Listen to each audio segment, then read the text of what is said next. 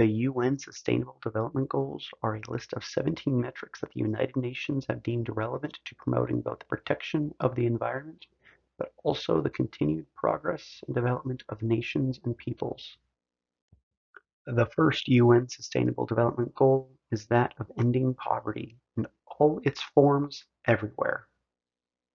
This is the first goal, as it is both the most visible and important of the 17 goals.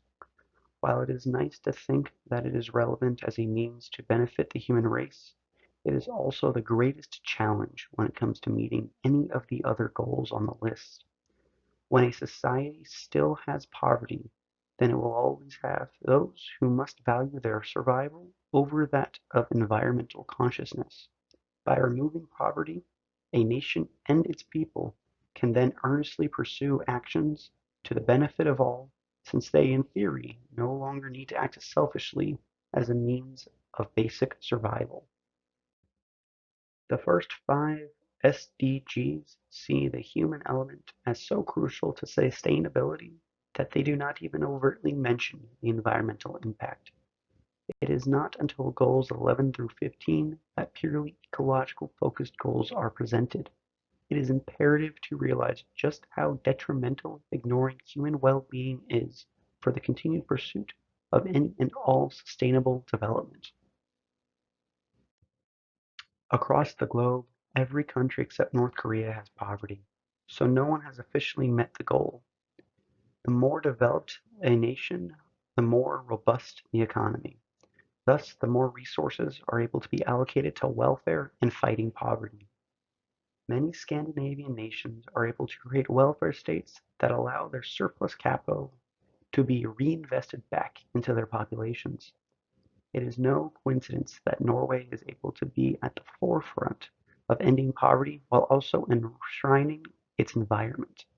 Norway is in the very unique position as it is able to leverage massive mineral and power industries to ensure its economy is stable and overproducing compared to the nation's needs. Many petrol states like Saudi Arabia, Oman, and Qatar are also able to leverage a surplus in their economic output to promote welfare among their people.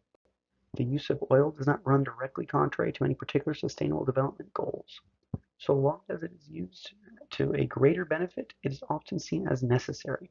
Compared to more problematic avenues for extraction like fracking, the oil fields in petrol states are vastly cleaner and more sustainable. The primary concern for these states often falls into two camps. First, these states often have one ruling elite that has extensive control over the nation. Assuming they are moral, there is no problem. However, should they choose to, these elites have incredible power and control that human rights violations can easily be undertaken, and there is no recourse for the victims.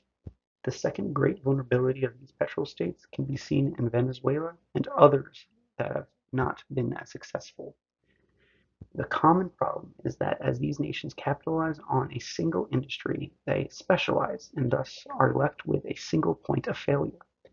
In the case of Venezuela, its public spending, which was admirable, overshot the capital produced by its extraction.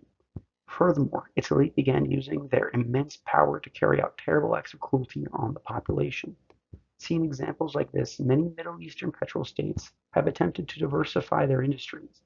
They have done this primarily through commercial and media means, such as promoting sports leagues, media enterprises, or encompassing things such as creating hardware or video games for other platforms. While these nations are great examples of pursuing the first goal, far more are simply incapable and experience the exact scenario that makes the goal of ending poverty the most important. Nations like Djibouti, Yemen, Somalia, Eritrea, and Ethiopia all occupy the same geographic region. Though there are certainly cultural differences, they for the most part all share the same inherent benefits of where they are located.